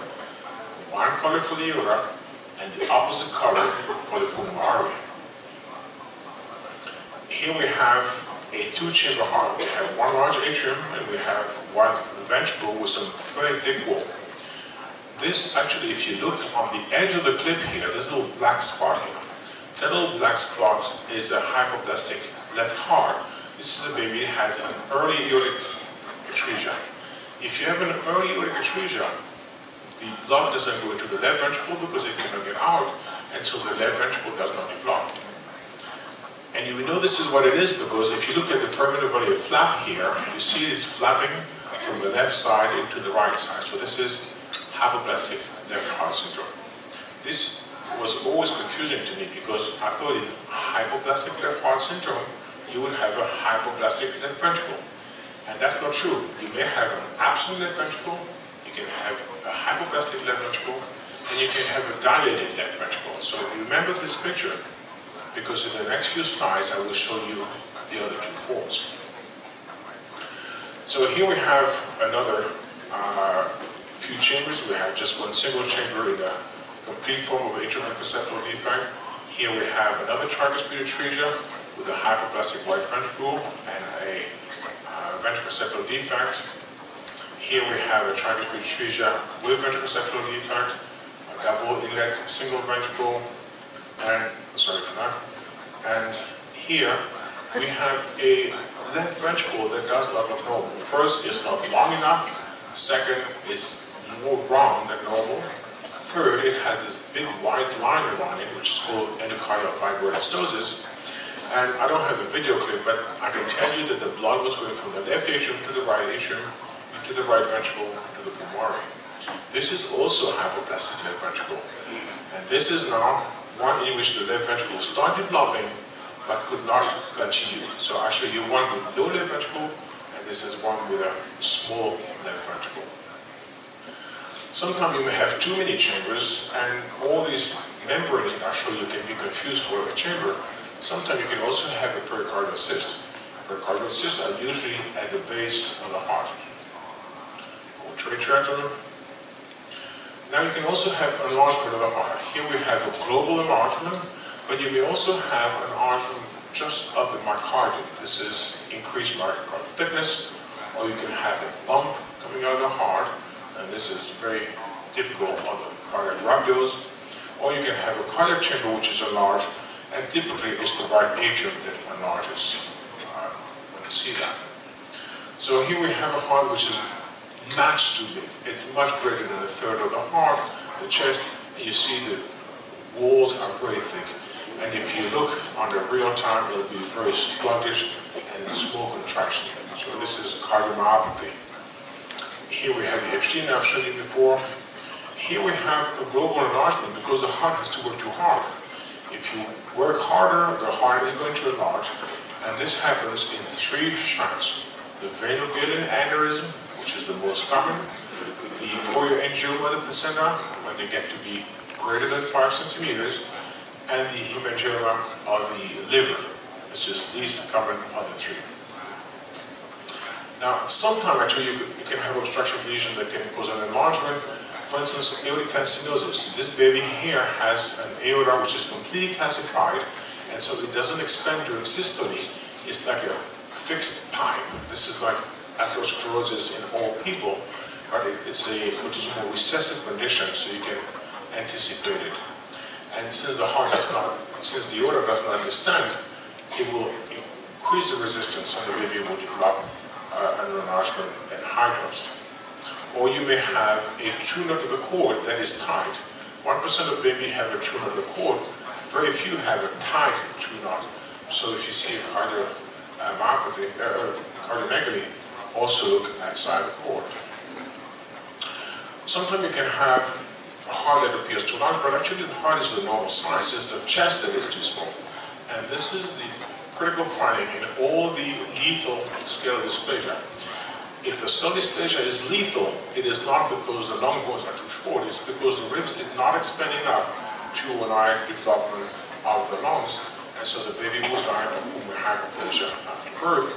And something similar happens also in renal genesis, and sometimes in some of the cystic kidney disease, in which the oligohydramnios compresses the chest and the heart looks too big compared to the size of the chest.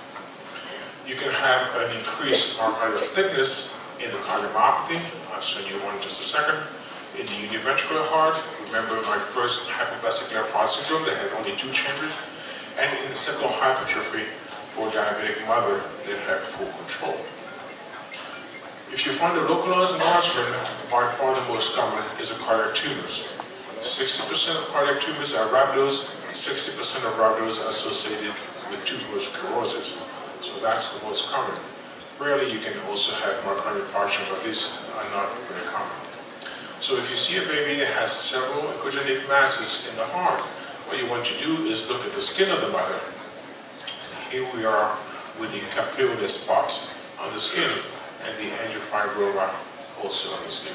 This mother actually didn't know she had tuberous sclerosis, and when you find tuberous sclerosis, also look in the brain to see for some nodules around the ventricle, and look in the kidney to see for echogenic masses in the kidney.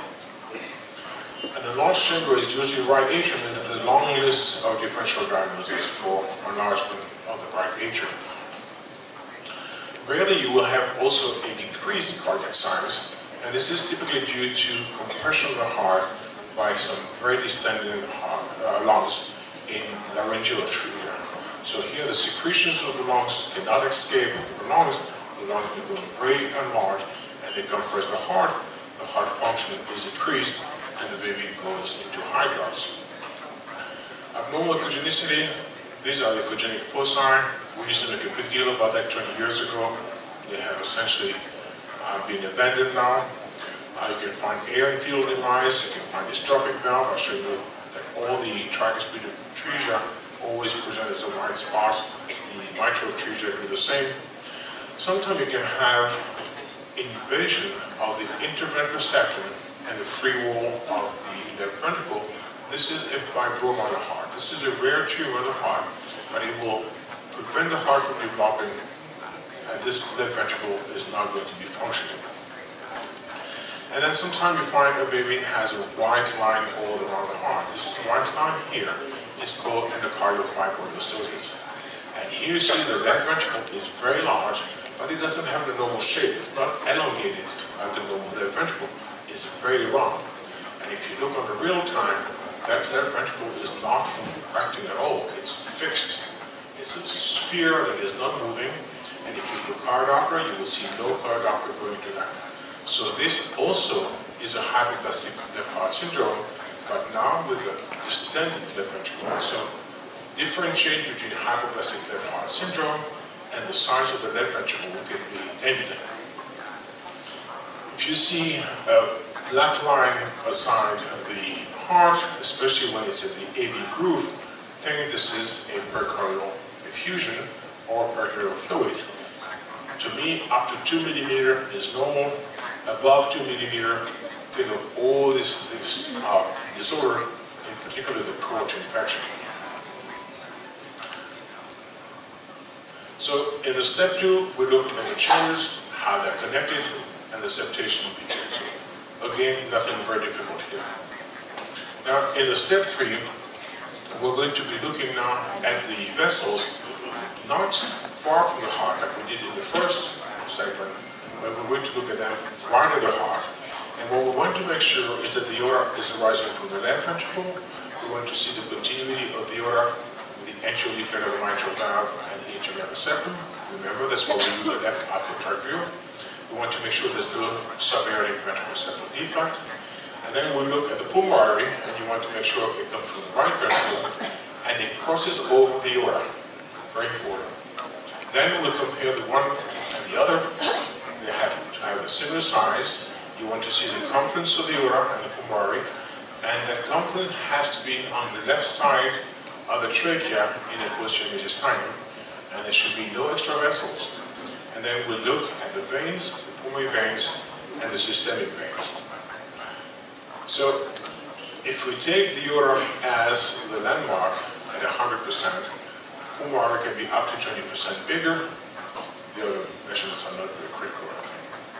So here we have the left outflow tract, and this is obtained in systole or diastole. Let it run together. Systole or diastole. What is this white dot? The aortic valve. If the aortic valve is in the middle of the aorta, it is closed. If it's closed, it is diastole. Okay? Catch all the information out of the imagery again. And we want to see this continuity between the two. Here again, here again. Systole, diastole. Now, when you look at the left outflow tract, you want to see several centimeters of the ascending aorta. And the reason for that is that from time to time, you'll see a bifurcation here. You'll see this aorta divided into two vessels, the right and the left pulmonary. And so then you don't have the aorta, you actually have the pulmonary artery. And if you have the pulmonary arising from the left ventricle, you have the detransposition. So always look for several centimeters of the aortic arch. This is the ballerina foot that I mentioned to you before. Now, when you do an M mode at this level, you can get an interesting image called the aortic box. So if you magnify here, you have the cusps of the aorta that are close during the diastole, and then very abruptly they open up here during the onset of systole. They stay open on the side of the vessel, and then they close here. So this here is called the aortic box. It's also a measure of the ejection time of the heart. And we'll talk about that when we talk about the PR interval. So here we have a very different aortic valve. I'll show you some aortic valve that were a little white dot inside the aorta. Here we have a big white line. That is not a normal valve. This is a thickened aortic valve. And it's not opening properly. During systole, it domes, it makes a curve. There's a thin jet that goes through that. If I put color Doppler here, what kind of color would I see? Every color. You'll see aliasing because of a high velocity jet. Here we have another example with a bicuspid aortic valve. Very common anomaly. Actually, Leonardo da Vinci was the first one to diagnose that. And the daughter of one of my sonographers has a bicuspid aortic valve. So if you see the aorta, and the aorta has a foot on both ventricle, you see the leg of the ballerina is broken. This is an overriding aorta. This is a subaortic VSD. This is very typical of tetralogy of failure. Okay, so easy to recognize. The break in the leg of the ballerina. Another example, overriding of the aorta, overriding of the aorta. Think about common arterial trunk, and some of the diagonal outlet right ventricle can also do that. Now, this is a dangerous image. Is this a ventricular defect? Is this a tetralogy of failure? Or is this a normal exam? Who says this is normal? Who says this is abnormal? Okay, not too many. So it could be one of two things. It could be that this is an overriding aorta, or it could be this is a crisscrossing of the pulmonary and the aorta. And how do you know one from the other? Well, you want to change the angle of the view. You want to make a good left outflow tract, and then you see with cardiography that these two vessels, this one pulmonary is in red, and it goes from the blue to the red through black, so these are not touching each other. What happened here is that my section was just on the undersurface of the pulmonary. This is just the bottom of the pulmonary, and so it returns and no echo. And here I have corrected the section and I've moved it down below. So be careful about that, because this gives you a lot of false ventricular septal defect.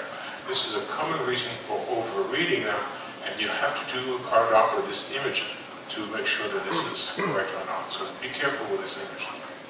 Now here we have left outflow tract, it goes into the aorta, and surprise, surprise, this aorta is dividing into vessels. The aorta should not be doing that. This is not the aorta, this is the pulmonary. And so this is not a normal left outflow tract. This is a detransposition of the great artery. Here we have the three vessel view, and you see the alignment of the vessels over here, and it should be almost touching normally, and you see the position of the thymus here in front of the three vessel view. Now look at this one here, very different. We have a pulmonary which is too narrow. You see the aorta is much larger than pulmonary. This is what happens in tetralogy of Fallot or in pulmonary atresia, for instance. Or here we have just the opposite. We have a massively distended pulmonary. The two branches of pulmonary are very distended compared to the aorta. This is the absent pulmonary valve syndrome, and although it's called absent pulmonary valve syndrome, you see the pulmonary valve is there. It's just completely effaced, and it did not develop. And so there's complete regurgitation at this level. Remember, I showed you that you can go from this view by changing a little bit to the double arched view over here. And you can see in this view, you should have the two vessels the same size, and they all should go on the left side of the trachea. Here we have right instant bronchus, left instant bronchus. Here, on the other hand, we have a large pulmonary and a very thin aorta. So the aorta is very small, and you can see that it's not posterior to the line that I described to you when we're talking about the three vessel view. Think about coarctation of the aorta, tubular hyperplasia of the aorta, hypoplastic left heart syndrome, and so on and so forth. Here, again, we have a large pulmonary and the aorta that is very small. Again, hypoplastic left heart syndrome, and you see that the aorta is in retreat compared to this line that we described earlier. This is the opposite. Now we have a thin pulmonary and a large aorta, and this is what we have in tetralogy of Fallot. Here we have an aorta that is slightly ahead of this line, and this is a more benign form of tetralogy of Fallot also. Here we have an aorta that is not connecting with the ductus, and it's very small on the three vessel view. This is an interrupted aortic arch, the George syndrome. We look for the ABC classification. Now here we have just one single great vessel coming out with a small pulmonary arising from the side. This is a truncus, and if you do hard Doppler, it will look like a hand with a thumb coming to the side of the hand. Here we have only one vessel, and this is the D or the L transposition. Here we have no tricuspid valve, so no right ventricle. So we also will have only one vessel because the pulmonary is not going to be forming. Now here we have a three vessel view that has four vessels. On the left side of the pulmonary, we see another vessel, which is the persistent left supratrachea. When you see that, you have to see where it drains and look at the coronary sinus to see the side of the coronary sinus. And here you can see the persistent left supratrachea behind the left atrium. Here we have the three vessel view, we have the trachea over there, and we have the azygos over here, and there behind, remember, is esophagus, normal finding. Here we have a baby in which the left outflow tract has a division here. There's a rapid division of the tube. This is a double aortic arch. Baby that have double aortic arch has a right arch and a left arch, and very typically the right arch is bigger than the left arch. This baby will be surgically corrected probably by interrupting the left arch to release the sling over the trachea. Here we have the three vessel view with the trachea between the pulmonary and the aorta. It gives this image here, very different from what you see normally. And remember, this is the drawing that I showed you before with the double aortic arch. Now sometimes you have the two vessels in parallel, as you can see over here. So this is transposition of the great artery very different from what you see in the left outflow tract.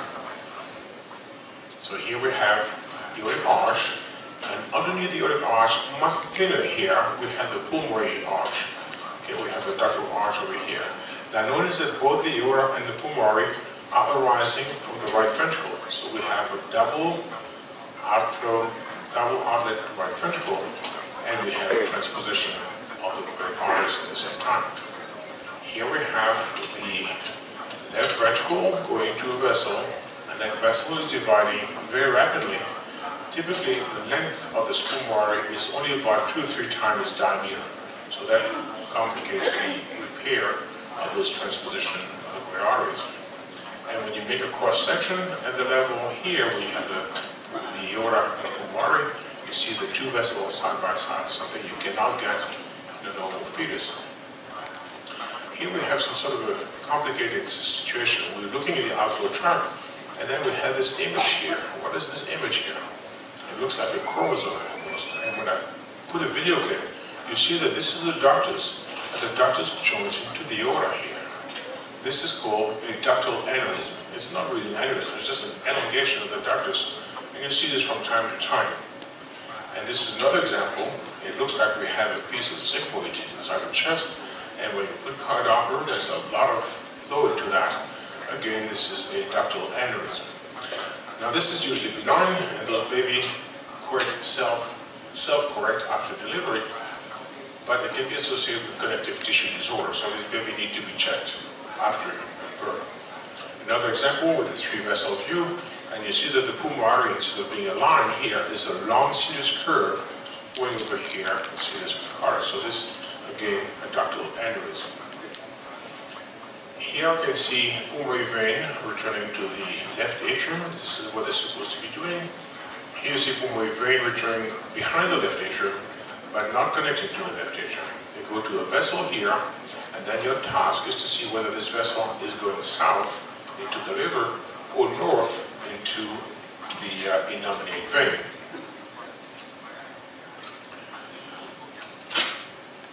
Another ordered image of a superior cava that receives a vessel coming from the right upper lobe, and then it was returned into the superior cava. And then look at the systemic veins, and so we're going to be looking at the superior and inferior cava, and I'll show you the example here of that inferior cava. So what is this vessel? I'll let you think for 30 seconds. Okay, who says this is ductal arch? Raise your hand. Who says the aortic arch? Raise your hand. Okay, 100% of you think this is neither the ductal arch or the aortic arch. What is it?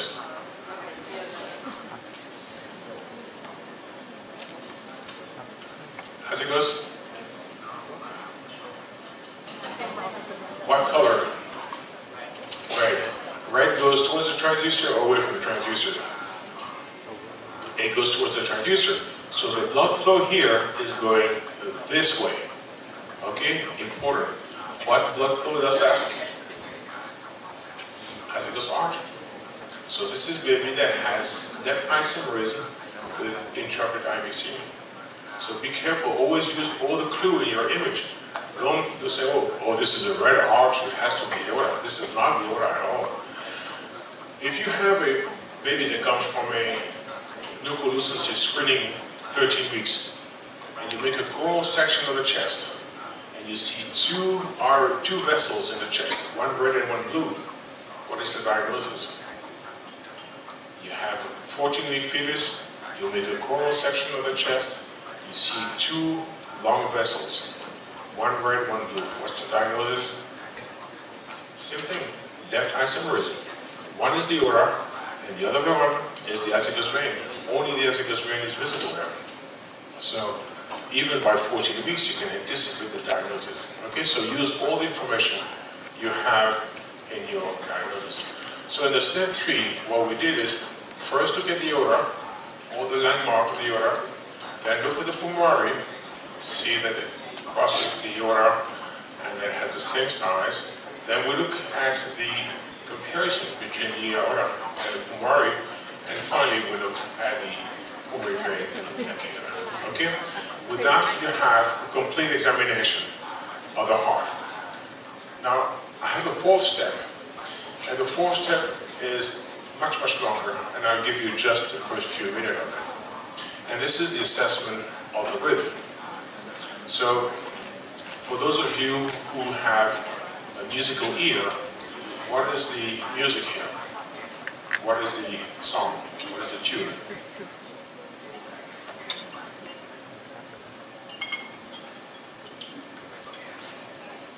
Be brave. No. Anyone?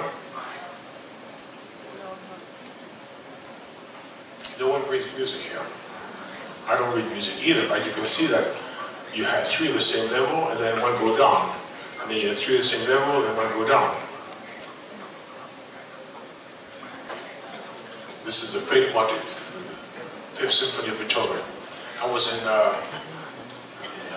Petersburg in Russia, and one of the women not only said the Fifth Symphony, but she could say the Fifth Motive. The reason I want to show you that is that a very simple tracing carries a lot of information. So, what did you say? So, sorry, let me come back home here. I missed something.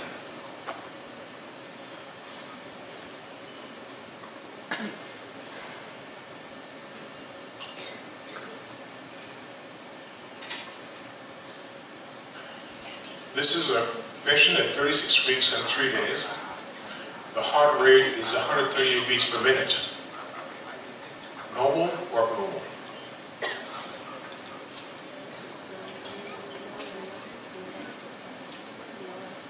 I read it as normal, but you're right, this is abnormal. I'll show you why. Is this heart rate too fast or too slow?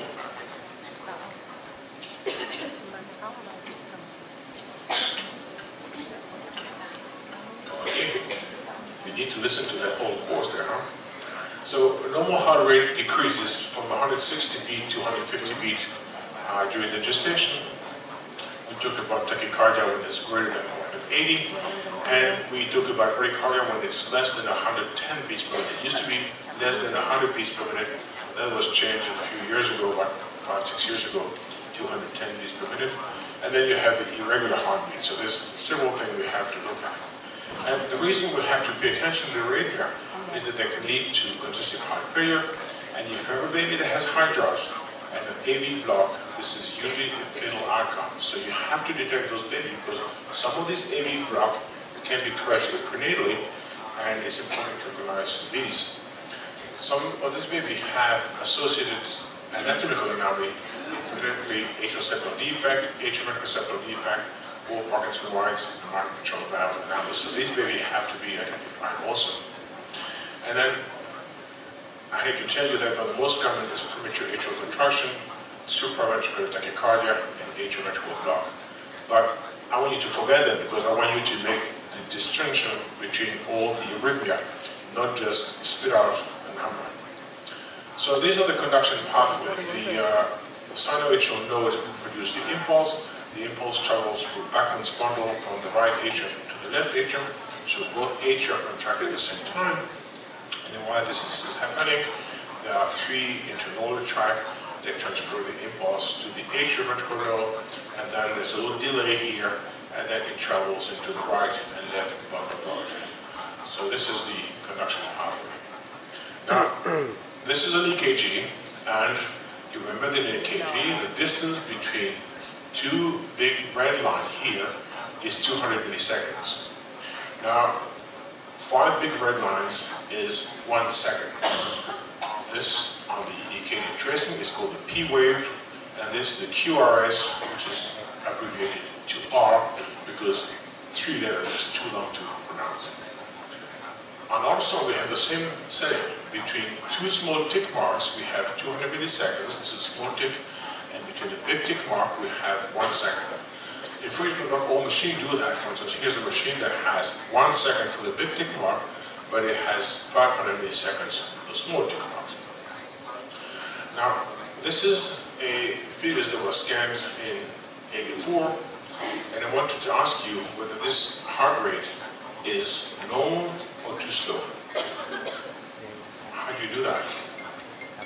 Well, very simple. You look at the tick marks here, and if it had a beat every tick mark, it would have a beat every 200 milliseconds. So for each second, it would have 5 beats. Okay? So for each minute, it would have 60 times 5 beats. It would have 300 beats per minute. So if the beat occurred every tick mark, you would have a rhythm of 300 beats per minute. If the beat occurred every 2 tick marks, it'd be 150 beats per minute. If it occurred every 3 tick marks, it'd be 100 beats per minute. And I'm sure that when you were in internship, you remember the EKG rule of the lines: 300, 150, 100, 75, 60, 50 beats per minute. This is a little song that everyone has in their mind at some point. So this baby here is about 110 beats per minute, so just at the limit of bradycardia. Now, what is the heart rate in this baby?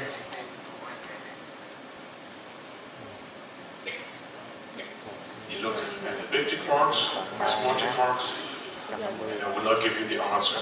You have to download the lecture and you have to make the exercise on your own. Very simple answer. So, here we have some tracing that we get typically. We have here a tracing of the left ventricle inflow-outflow. This is the ductus venosus tracing, and this is the supravenous cava, infravenous cava, or hepatic vein tracing. What is the name of this wave here? Okay, don't be shy. It's a letter in Vietnamese, E. How about this one? A. And this one? B. This is the ventricular systole. Now, interestingly enough, what is this little peak here before? This little one here, just before E. E represents the early diastolic filling. So this is just the beginning of diastole. So what is the event in the heart just before diastole? It's systole. And what is the part of systole right before diastole? It is the end of systole. The baby has squeezed the blood into the aorta, it's moving into the aorta, and the normal pressure, it comes back and it closes the aortic valve. And this is the semilunar valve closure over here. Okay? So this is a click that tells you this is the aortic valve closure. And similarly, what is this click here? This is just before systole. This is the beginning of systole. The ventricle is contracting, and the first thing that happens before pressure can build up is that the AV valve closes. And this makes a snapping sound, and this is the AV valve closure. So this is diastole, this is systole, and here's a bunch of systole and diastole. So try to identify the tracing what you're looking at. So E, A, this is the semilunar valve closure, this is the atrioventricular valve closure, and this is V. So here we have 2 complete cardiac cycles, and actually there's more detail you can see. Here I told you is the semilunar valve closure. Between the semilunar valve closure and the E wave, you have a little gap here. That little gap here in between is the isopholemic ventricular relaxation. So the heart pressure is decreasing, but not enough yet so that the AV valve open and then the AV valve open. So this is isopholemic relaxation time. And on the opposite here, you have the AV valve that have closed, but the pressure is not hard enough to overcome the pressure in the aorta, and this is the isopholemic contraction time. Okay, so, and the tie index, which is a measurement of the efficiency of the ventricle, is the distance between this and this here minus this. So there's a lot of information to try to get. So when we do some demonstration, I want you to look at the tracing and not get some sort of wiggly line where you can measure the heart rate. That is not sufficient. I want you to try to get E, A, V, and there's 2 tracing. So V is for ventricular systole, E wave, A wave, and I was in Mongolia. In Mongolia, there's this cute little camel called the Bactrian camel, And remember, the vacuum camel has two bumps. This is the B wave, this is the E wave, and this is the A wave. So I asked you to find in my tracing, where is the camel? Now, if you look at the tracing here, the onset of A until the closure of the seminal valve is the equivalent of the PR interval. This is actually properly called the AV interval, AV in ultrasound, PR in electrophysiology, essentially the same, but so you know the two things. So you can measure the AV or the PR interval very well in the inflow-outflow chart. In the ductus venosus you can't. It's just the inflection of the curve here, the inflection of the curve there. This is not something we're going to be using. And if you look at the vena cava, very interestingly, not only you can recognize the onset very well, but you can see that the E wave and the A wave are in opposite direction. Remember, this is obtained in the ventricle, so E is filling into the same direction as A. So E and A are in the same direction in the ventricle, but when you look at the cava, let's assume that I'm in the entrance of the supravena cava into the atrium. Well, during E, I'm going to go drop into the atrium, into the ventricle, but during A, I'm going to be pushed back into the brain. So E and A are in opposite direction when you look at the cava, while they're in the same direction in the ventricle. So this is very useful because sometimes, if you have a too fast heart rate, for instance, E and A will be merging in the ventricle, and you have a way to distinguish them over here. So this is useful to have. Now, if you want to measure the P to P interval, any place, if you want to measure the R to R interval, again, the ventricle inflow-outflow and the cava is useful, but the ductus venosus is not useful for that. So these are the ones we're going to be concentrated on. Now, where can you measure the PR interval? Well, to measure the PR interval, you need an era in which a signal can capture both a systolic event and a diastolic event at the same time. And for that, there are typically 4 locations. One, you can take a beam that goes into the left ventricle inflow-outflow, and it goes into the ascending aorta, so you have this left inflow-outflow. Or you can take an aorta and supravena cava, because the beam here, you can capture both at the same time, and you will have venous signal on one side, arterial signal on the other side. Or you can go anywhere in the pulmonary circulation, because almost anywhere you'll have a pulmonary and aorta side by side, and you'll be able to get the two flow. Now, sometimes you have babies that are really obstinate and they have their arms around the chest and you can't get anything, and then you can try to do the pool technique of going into the descending aorta and inferior vena cava. It's not quite as pretty. So this is what we're going to be looking at. So I'm running out of time. Let me give you just a few more images on that, and then we'll stop.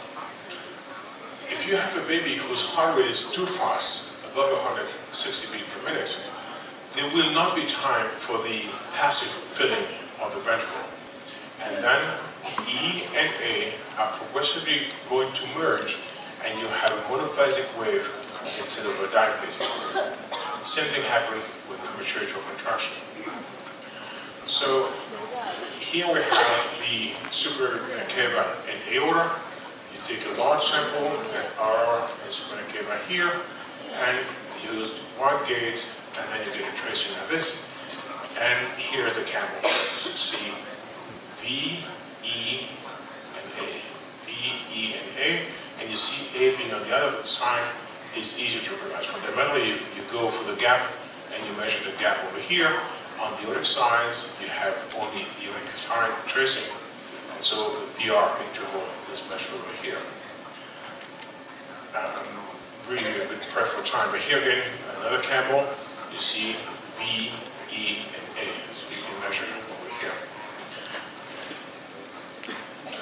In the pulmonary vein, you just get an ugly sample, and I don't like that because it's so irregular. Just take a big sample like this, and then the camel in the pulmonary vein is not quite as pretty. It has a flat back. But again, you can see the V, E, and A, and so the gap here is the A, so you can measure the interval this way. And then let me show you another one here, which is the left inflow and outflow. And this is the one you're most likely to start with. You take the ballerina foot with your sample below the mitral valve, and then you get this. This is a tracing that has all the information, all the clicks that you want to look at. And the advantage is that you can measure this very early in the gestation. You can measure that already in the 9th week, and you can see those measurements already in the 9th week. Now, I'm going to skip that because I don't have enough time. What I wanted to show you is that at whatever gestation age you measure this, whichever technique you measure it to, that PR interval has to be less than 150 milliseconds. If it's 140, you risk it 3 days later. If it's above 150 milliseconds, then the patient most likely has either lupus or she has an autoimmune disorder. And these are babies that can be treated prenatally, and these babies can be recovered.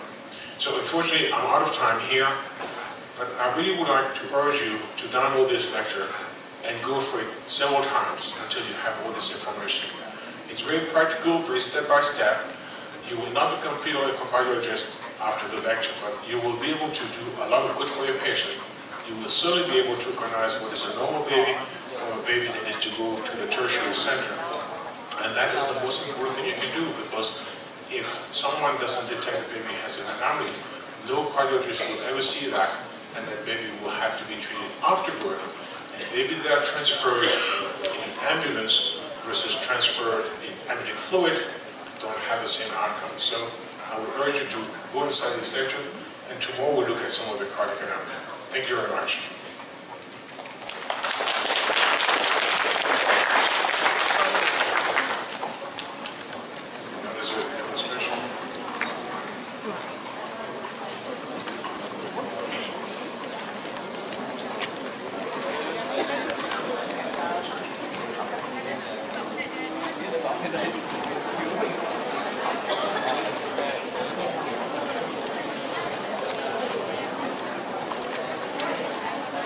Như vậy là phần lý thuyết của chúng ta đã